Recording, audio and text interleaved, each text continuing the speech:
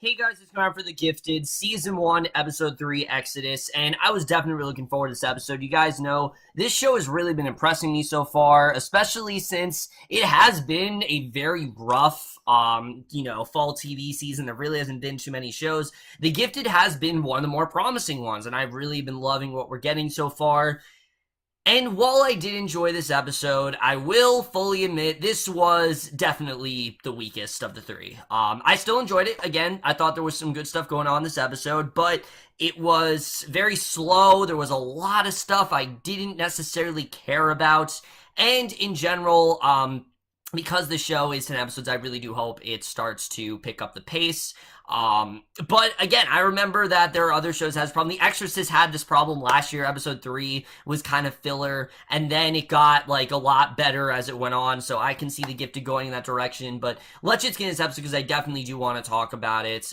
We start off 3 years ago, and we see Lorna. She shows Marcos around the mutant headquarters, and she insists is that what it matters is that the mutants are together, and he wonders what they might have done in a past life to condemn them. Like, why are they so against them? And Lorna says that she wouldn't change what she can do for anything, and she asks Marcos what was the first thing he did with his ability for the joy of it, and Marcos refused to say it. Lorna shows how she can levitate herself using her metal boots and bracelets, and she then invites Marcos to use his ability. He finally breaks a bottle, and he uses the pieces to make a kaleidoscope, and an aurora borealis then forms around Lorna, and Marcos then kisses her. And I really like this scene. It's showing how these two got together. It's showing how, they really did come to this mutual sort of understanding and how they really can agree with each other. And I definitely really enjoyed seeing that here. Unfortunately, while Lorna is a big part of this episode, I mean, yeah, Polaris does play a pretty big role for sure. She's not really in this episode a lot, and it was disappointing because, as I said, the actress who's playing her is kind of becoming the star of the show, and I'm really been loving what she's doing, but, I still enjoyed it. But a guard then lets Turner into Lorna's cell. He introduces himself and says he's going to take down the mutant underground, starting with Marcos, and he knows that Marcos is Lorna's baby father, and says that if Lorna cooperates, then he'll let her see him and her baby. And Lorna isn't really impressed, but Jace warns that she could end up somewhere worse than prison. So he tells her if she doesn't cooperate, then she's got no cards left, and then leaves. So Marcos argues with John about breaking Lorna out of prison. He's really against it, and he figures that they can use Clarice to teleport into the prison, and says that John should train Clarice to use her powers. And John finally agrees, but Caitlin asks if they've tried calling a lawyer, that maybe that's what they need. But I'm like, hello, your husband's the lawyer. He's not really available right now, so it's not really gonna work out there. But she tells him that she's willing to fight, but she doesn't want to fight battles. And again, I love where Caitlin's going here. I love that just through just a few, just a few moments with the, mutants has really gotten her to understand them and really has gotten her to sympathize with them and feel bad for them. She really is tired of this injustice and she wants to do something about it. And Marcos warns it too dangerous for her to contact anyone on the outside. And Lauren and Andy are then playing Monopoly when Caitlin comes in. And when Andy says that he'll be the shoe, Lauren snaps that Reed is away, is always the shoe, and tells Andy to put it back. So basically, Clarice tells John that she can't control her power. Now she has a mark on her face and broken powers, and John tells her that most mutants first access their powers from strong emotions, and Clarice needs to tap into something positive, so he says that they'll work on it in the morning and leaves. And their whole plotline was probably my favorite part of the episode, seeing him teaching her how to use her abilities. I thought was definitely really great, and I really did enjoy that.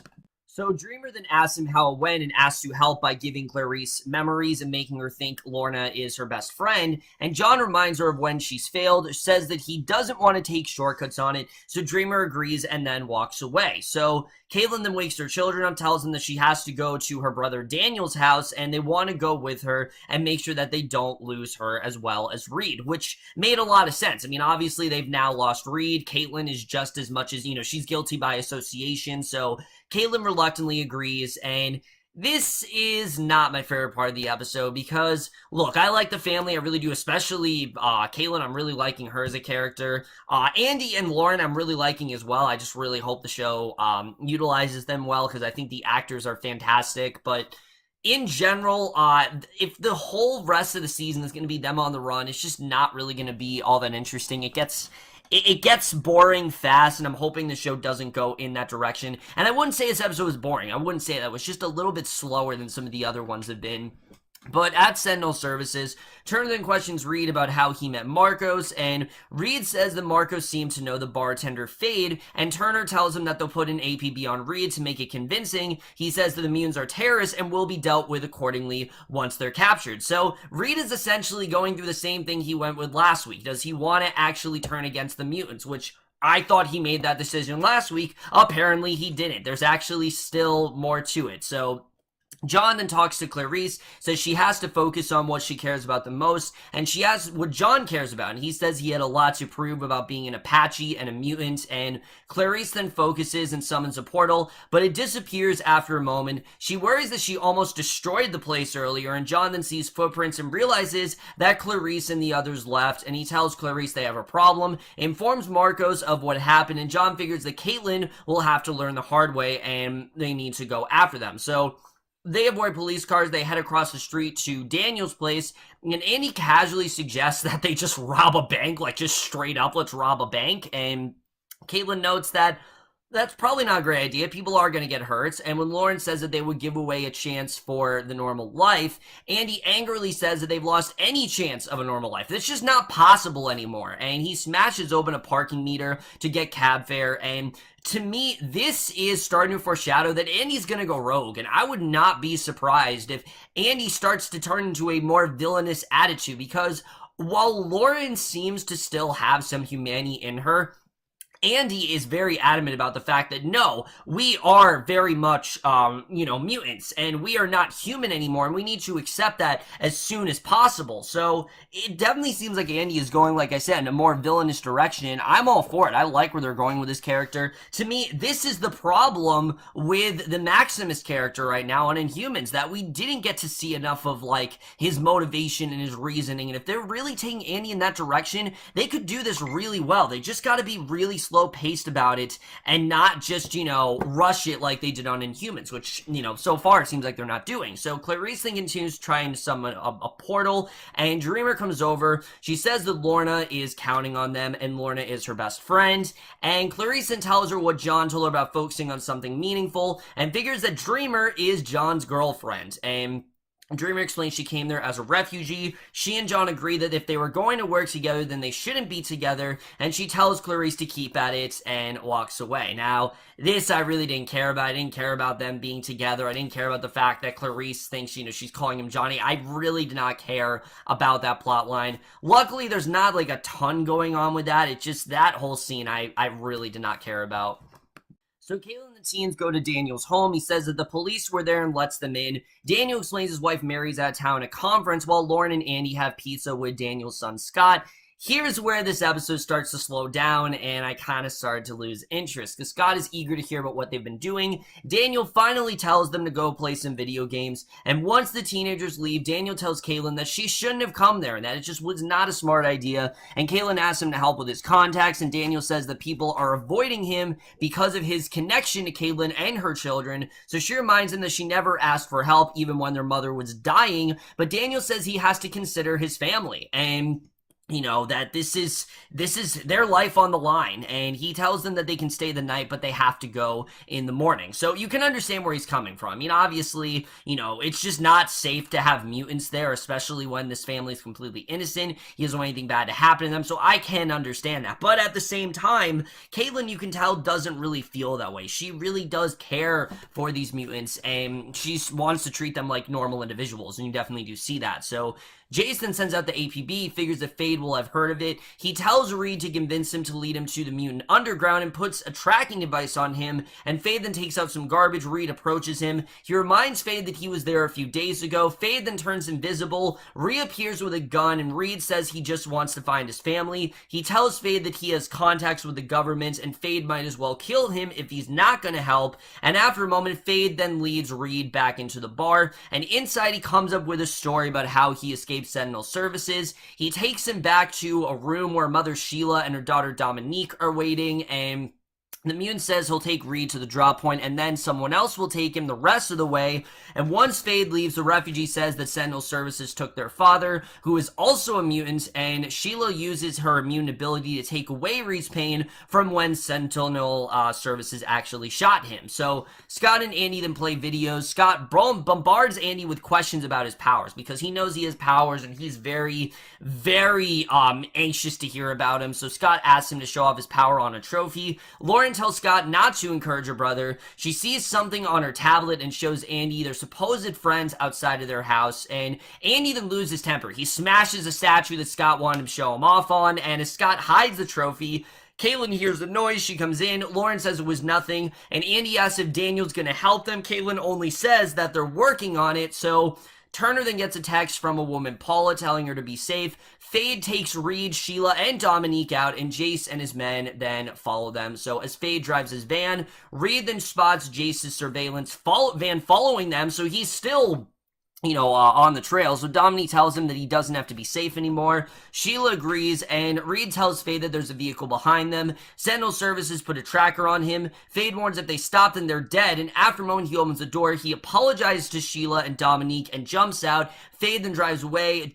Turner goes over and reminds Reed that his job was to stay in the van. The agent says that Reed just made the biggest mistake of his life, and Reed tells him to shove it up his ass. So he doesn't really seem to care that he made this mistake, but Lorna then tries to open the metal in her door. Finally, we see Lorna, which I was really happy about, because again, she's quickly becoming the best character of the show, but her collar goes off. The door then breaks open, but Lorna collapses, bleeding from her mouth and nose. She crawls to the door gasping, and the guard says that it's just sad that she's being treated this way, and again, he's just kind of blaming her for everything, and again, we continue to see that here.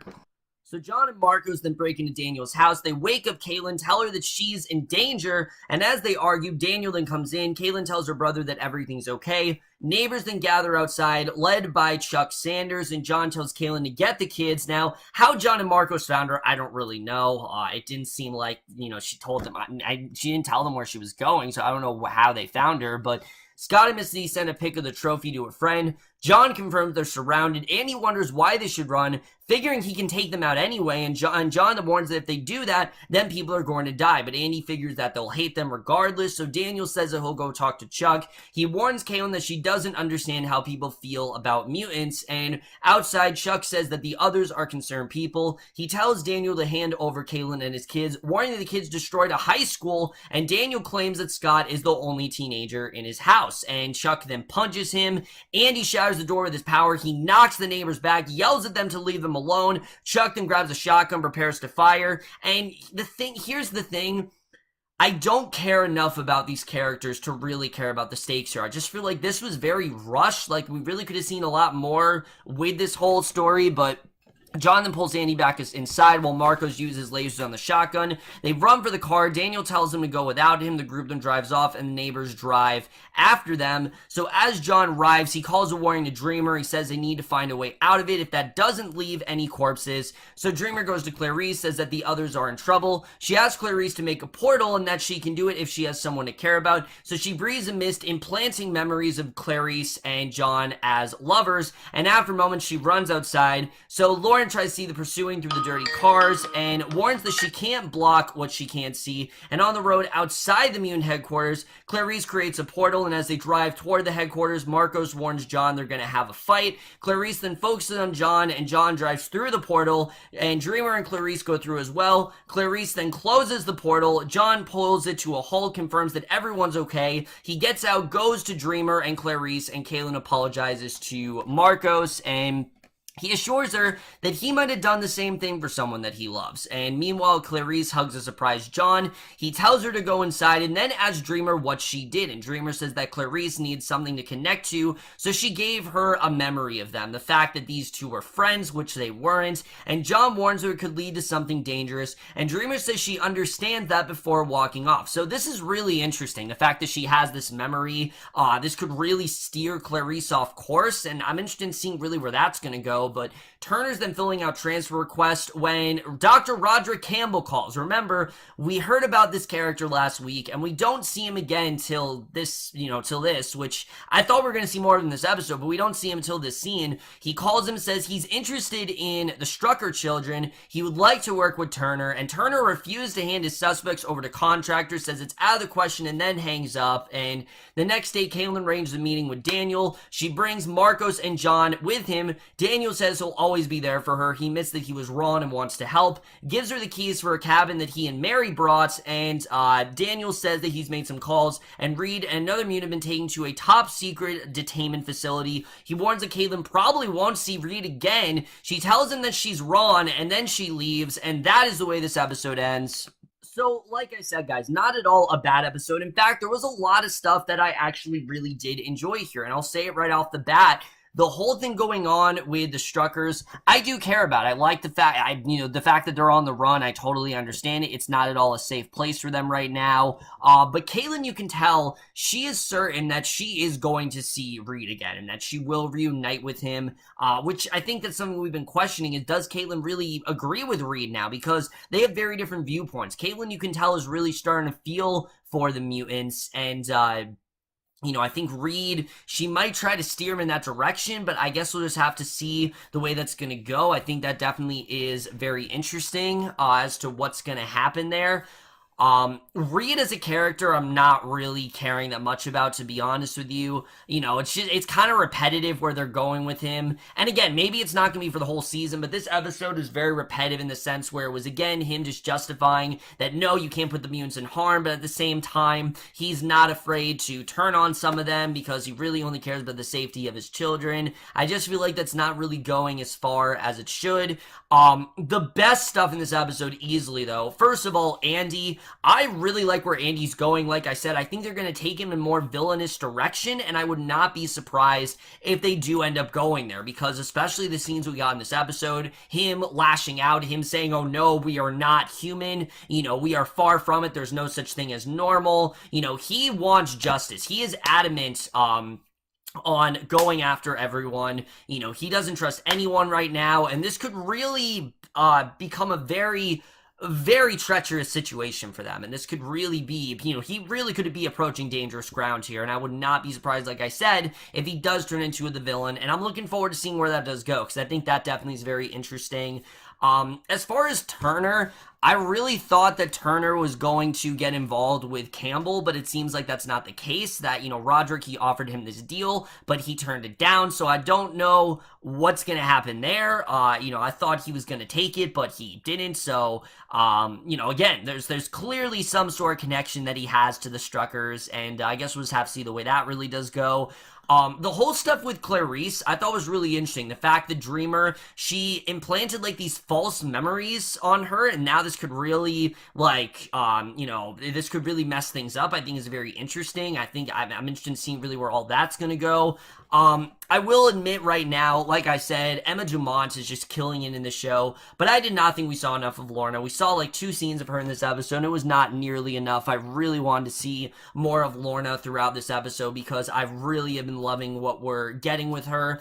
Like I said, really my biggest complaint with this episode is that, one, a lot of the characters we were dealing with here I did not really care about. I didn't care about the person that Reed was with. I didn't care about that family that he found or whatever. I didn't care about Daniel. I'm glad that they're not ending it, but at the same time, I don't think we need that huge action set piece in this episode. And I'm not looking forward to seeing a whole season of them on the run. It's not very compelling television. It's good stuff. It's not bad writing or anything. It's just not the most compelling television, and I'm hoping that this show does start to play to his strengths, a little bit earlier, but I guess we'll just have to see really where this is going to go. We still don't know the reason why the mutants are so disliked and why everyone treats them the way they do, but I guess we'll just have to see what happens as the show goes on.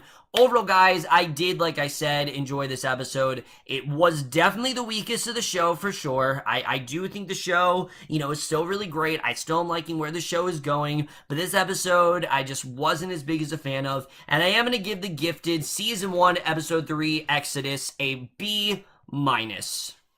So overall, guys, doing this episode of The Gifted, let me know what you guys thought of this episode overall. Love your thoughts on it. Like I said, I am enjoying the show. I'm looking forward to seeing where the rest of the show is really going to go. We only have 10 episodes, so it is definitely moving quickly, but I don't think it's moving quickly enough. We'll just have to see really what's going to happen. But that's my review. Hope you guys enjoyed. See you guys in my next video, and I will see you guys for that. Okay, bye.